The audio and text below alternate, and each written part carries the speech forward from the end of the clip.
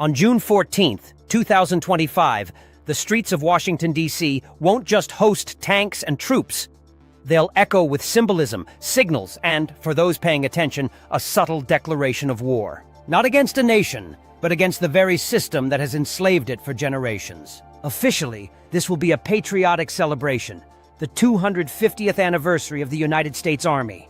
Over 6,000 soldiers, 50 military aircraft, and 150 armored vehicles will flood the Capitol in a demonstration of national pride. The mainstream media will praise the spectacle. Critics will argue about the cost. But behind the public narrative, something deeper is unfolding. This parade, synchronized with President Donald Trump's 79th birthday, is not merely ceremonial, it is strategic. The parade will begin near the Pentagon, roll over the Memorial Bridge, sweep past the Lincoln Memorial, and follow Constitution Avenue until it ends at 15th Street.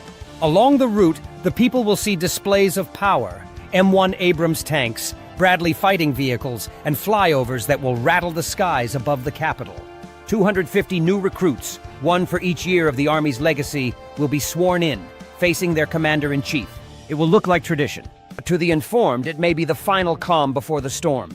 Insiders have noted that June 14th aligns with rumored timeframes for a classified military operation, specifically the long-whispered activation of the 10 Days of Darkness. Encrypted military test messages have already been detected in several states.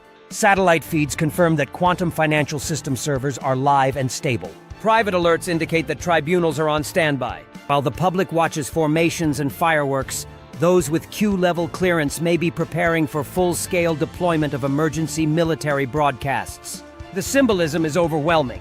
Trump returns to the national stage not just as a president, but as the face of a global military alliance. An alliance dedicated to restoring sovereignty, deconstructing the deep state, and exposing the truths long buried beneath propaganda and control. The entire event may serve as a giant smoke signal, a coded message to patriots worldwide that the final phase has begun. And let's talk about the cost: $45 million. Critics call it excessive. But what if those resources are also fueling logistics for asset deployment, field communications, and civilian support infrastructure? What if this parade doubles as a rehearsal, or even a launch pad, for emergency operations tied to EBS, the unsealing of indictments, and the takedown of global corruption networks? We've seen it before, high-level optics disguising covert missions. Whether it's humanitarian rescue, financial reset logistics, or covert arrests, the military doesn't march for fun. They march for readiness. They march for control. And when they do it on Constitution Avenue, the symbolism is crystal clear. This republic belongs to the people once again. Multiple cues suggest this event may not be an end, but a beginning. Numbers don't lie. 250 soldiers for 250 years. Constitution Avenue, where the foundation of lawful governance was first etched in ink. The president's 79th birthday. 7 plus 9 equals 16, a number representing divine judgment. 6,600 soldiers, echoing Revelation 6:6, a chapter on justice and economic balance.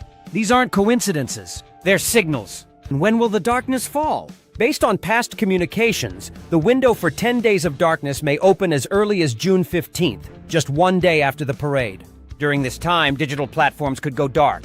Mainstream media may cease transmission. Markets could freeze. And military oversight could temporarily assume civilian control. Not to incite fear, but to dismantle decades of embedded corruption while protecting the public from panic. The emergency broadcast system has already been tested in multiple formats. Secure nodes are in place. Civilian guides for quantum financial system onboarding are ready. Redemption centers are staffed, and the people are quietly receiving their final instructions. The lights may go out, but only to allow the truth to shine brighter than ever before. If you think this is about a birthday parade, think again. It's a carefully orchestrated signal. It's a tactical maneuver in the optics war, and it may be the final public ceremony before the storm fully arrives. What follows may include global market resets, mass unsealing of indictments, and public exposure of crimes that many believed would never come to light. So, prepare yourself. Back up your files. Stay connected with trusted sources. Keep your devices charged. Create a communication plan with your family. And most importantly, remain calm. Because when the storm passes, the world will be different. The puppeteers will be gone. The systems will be reset. And those who stayed awake will lead the rebuilding.